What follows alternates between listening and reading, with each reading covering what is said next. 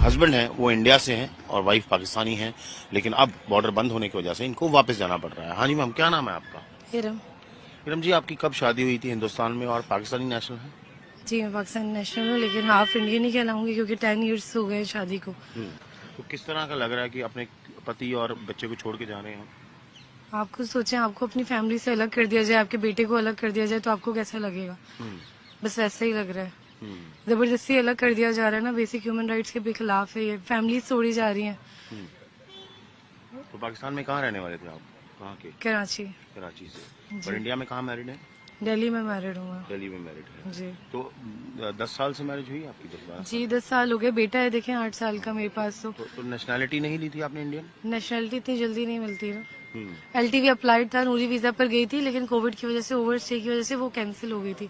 उसके बाद मैं जैसे ही कोविड 2 साल चला, उसके बाद अप्लाई किया तो 2-3 बार पासपोर्ट रिजेक्ट हो गया था। और अब बहुत मुश्किलों के बाद पासपोर्ट, अब वीजा मिला था, लेकिन उसके बाद अब देखें ये क्या हो रहा है। तो आपको किसी ने बोला है जाने के लिए? जी पुलिस आई थी घर पर और उन्होंने बोला कि निकलना पड़ेगा। जो पहलगाम टेरर अटैक हुआ उसमें काफी निर्दोष लोग मारे गए, जी तो आपको लगता है उनके अटैक लिए भी बिल्कुल हमारा सॉफ्ट कॉर्नर है कि जिनके साथ हुआ गलत हुआ, हमारे साथ भी वो सब होता तो हम भी उतना ही हर्ट होते जितना वो लोग हुए, लेकिन गलती हमारी तो नहीं है ना।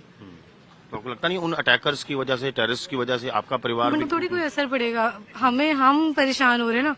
गवर्नमेंट तो सब अपने घरों में, उनकी तो फैमिलीज हैं, हमारी फैमिलीज हर्ट हो रही हैं। हम अपनी फैमिली से जो अलग हो रहे हैं ना, तो गवर्नमेंट को इन्वेस्टिगेशन करनी चाहिए, गवर्नमेंट से बात करनी चाहिए। जिन लोगों ने किया है उन्हें सजा देनी चाहिए, लेकिन हमें क्यों सजा मिल रही है और कोई सुनवाई नहीं है।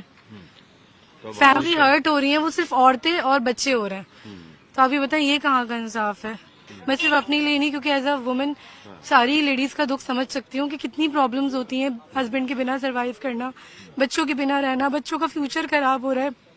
बच्चा ना स्कूल का है, ना ट्यूशन, ना मदरसा, मतलब कहीं नहीं जा सकता, कोई एजुकेशन नहीं है, कुछ भी नहीं हो सकता बच्चे का। जाहिर सी बात है मदर ही सब कुछ करती है और इसके ना ग्रैंड पेरेंट्स वगैरह कोई भी नहीं है, कोई भी देखभाल करने वाला नहीं है। शहबाज जी, आपके लिए कितना मुश्किल है? एक फैसला लिया सरकारों ने जिन्होंने बोला कि बॉर्डर बंद हो रहा है तो जो पाकिस्तानी नेशनल है वापस चले जाएं, तो आपकी वाइफ को जाना पड़ रहा है, आप और आपका बच्चा क्योंकि इंडियन है वो यहाँ रह रहे हैं।